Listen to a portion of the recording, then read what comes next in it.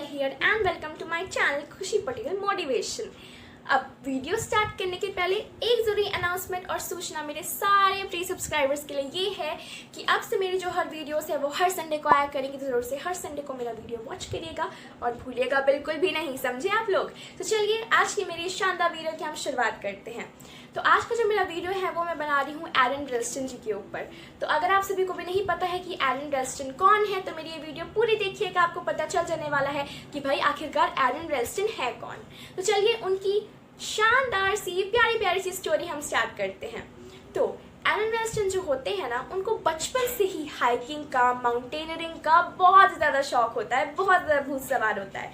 परंतु अनफॉर्चुनेटली बड़े होकर के वो मैकेनिकल इंजीनियर बन बैठते हैं और मैकेनिकल इंजीनियर बनने के बाद भी उन्हें उस काम पे बिल्कुल भी मज़ा नहीं आ रहा होता है। और ऐसा कहा भी गया है हमारे बड़े बुजुर्गों द्वारा कि जिस काम पर मज़ा नहीं आता है उसे हमें नहीं करना चाहिए, बेहतर है उस काम को छोड़ देना चाहिए। ठीक वही चीज़ एरन रेल्स्टन ने भी की। उनको बिल्कुल भी मज़ा नहीं था अपने मैकेनिकल इंजीनियरिंग की जॉब से, तो उन्होंने उस जॉब से रिज़ाइन दे दिया, उस जॉब को बिल्कुल भी छोड़ दिया। अब उसके बाद फिर उन्होंने सोचा कि मेरा तो भाई इंटरेस्ट है ही बचपन से हाइकिंग और माउंटेनियरिंग में, क्यों ना मैं इसी को अपना करियर बना लूँ। तो उन्होंने सोच लिया था कि मैं माउंटेनियरिंग को अपना करियर बनाने वाला हूँ और उन्होंने सोच भी लिया था कि अब मैं माउंटेनियरिंग करने के लिए कोलोराडो की पहाड़ी पर जाऊँगा। परंतु कोलोराडो की पहाड़ी में जाने से पहले उन्हें परमिशन की ज़रूरत थी, अपने पेरेंट्स से स्पेशली। परंतु उन्हें पता था कि अगर मैं अपने मम्मी पापा से पूछूंगा कि क्या मैं कोलोराडो की पहाड़ी पर माउंटेनियरिंग के लिए चले जाऊँ, लेकिन वो जानते थे कि अगर मैं ऐसा कहूँगा तो मेरे पेरेंट्स मुझे डांटेंगे और मुझे नहीं अलाउ करेंगे कोलोराडो की पहाड़ी पर जाने के लिए। तो अनफॉर्चुनेटली बेचारे जो हैं वो पेरेंट्स से भी नहीं पूछते हैं और किसी को भी नहीं बताते हैं। इनफैक्ट अपने रिलेटिव्स को भी नहीं बताते, अपने फ्रेंड्स को भी नहीं बताते कहाँ जा रहा हूँ, बिना किसी को कुछ भी बताए बस निकल पड़ते हैं घर से, एक साइकिल को लेकर के और एक बैग लेकर के निकल पड़ते हैं।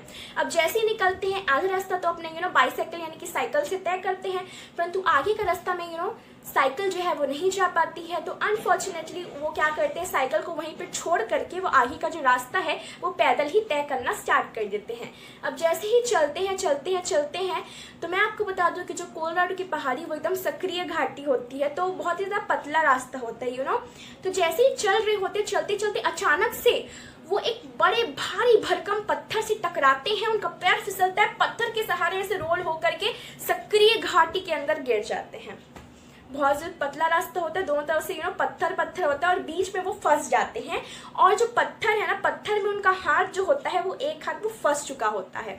अब कुछ सेकंड के बाद उन्हें रियलाइज होता है कि उनका जो हाथ है वो उस भारी भरकम पत्थर में फंस चुका है। अब सोचिए क्या सिचुएशन रही होगी उनकी।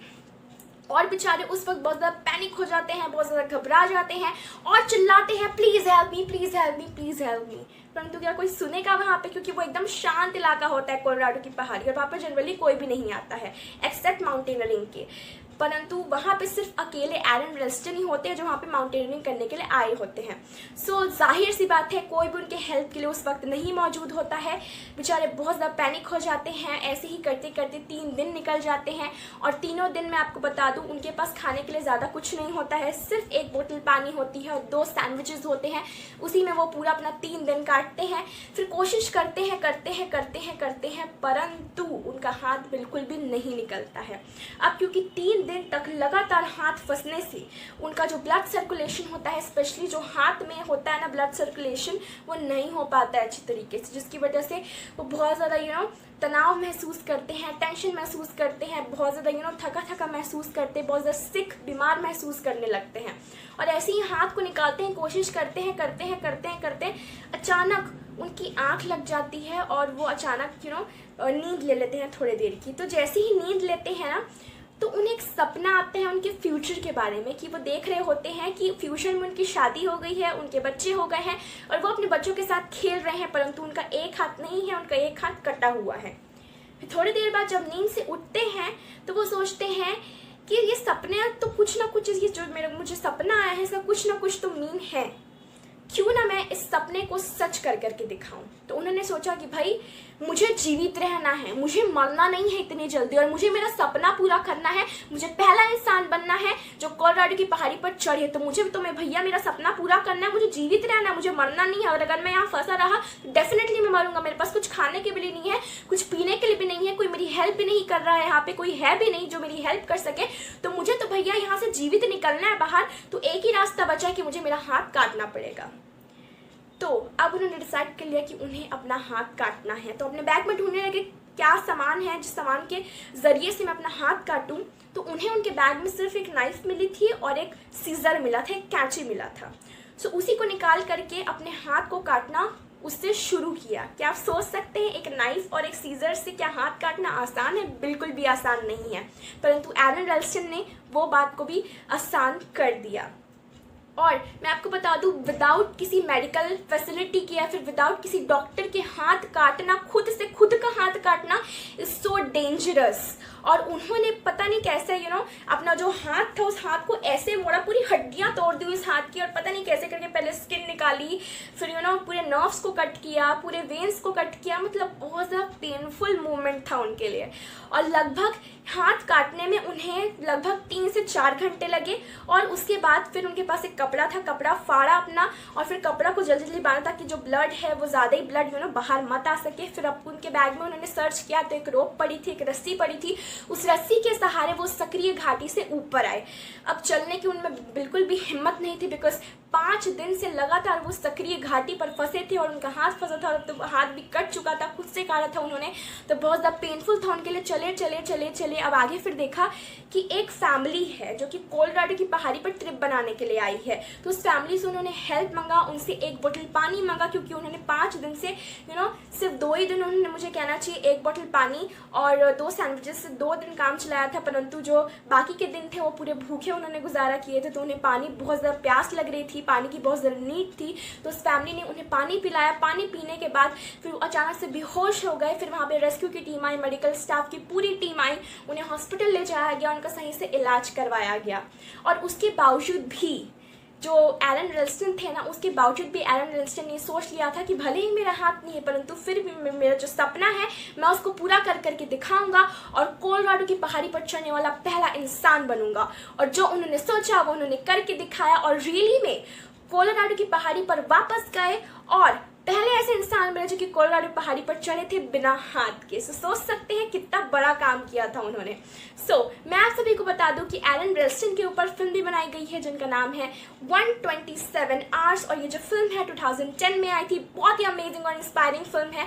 अगर आपको अपने लाइफ में ज़रूर से कुछ बड़ा करना है ना तो ये फिल्म ज़रूर से देखिए। जो फिल्म है 127 आवर्स की जो फिल्म है ये आपको ज़रूर से नेटफ्लिक्स में अवेलेबल होगी ये फिल्म। तो ज़रूर से नेटफ्लिक्स पर जाइए और 127 आवर्स की जो फिल्म है ये ज़रूर से देखिए।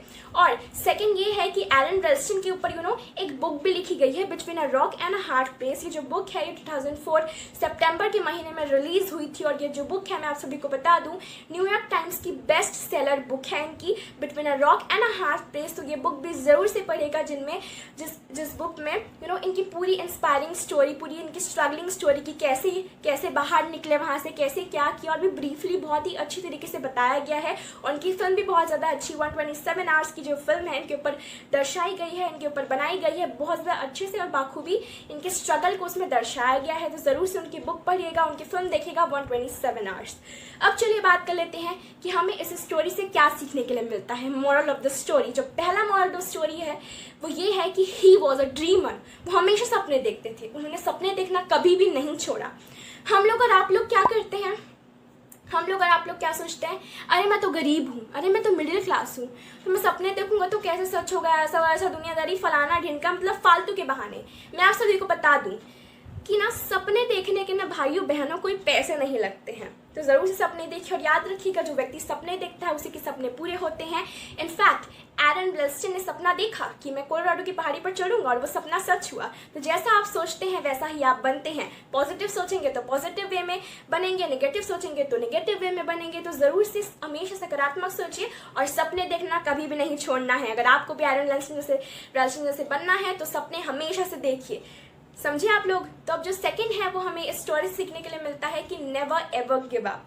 मैं आप सभी को बता दूं कि हमारे से अगर छोटी सी भी कोई भी इंसिडेंस हो जाती है ना, तो हम हार मान लेते, बस अब हो गया। अगर एलन रेल्स्टन भी वहाँ पे हार मान जाते तो अरे भाई हो गया भाई, अब मेरा हाथ बाहर नहीं निकल रहा, वहाँ पे बैठे रहते तो क्या होता, मर जाते, उनका सपना पूरा नहीं होता। परंतु उनके अंदर ये था कि मुझे यहाँ पे हार नहीं माननी है। उन्होंने पूरी कोशिश की, अपना हाथ काटा, पूरी कोशिश करके उस घाटी से बाहर निकले और फिर उन्होंने अपना सपना पूरा किया और कोलोराडो की पहाड़ी पर चलने वाले पहले इंसान बने। क्या वो गिव अप कर देते उस वक्त? तो क्या वो बन पाते? बिल्कुल भी नहीं बन पाते। इसी तरीके से हमें उनकी स्टोरी से ये सीखना चाहिए कि हमें अपने लाइफ में कभी भी, चाहे टफेस्ट से टफेस्ट सिचुएशन क्यों ना आ जाए, कभी भी अपने लाइफ में गिव अप मत करिएगा और इस शब्द को अपने डिक्शनरी से उखाड़ फेंकिएगा, निकाल फेंकिएगा।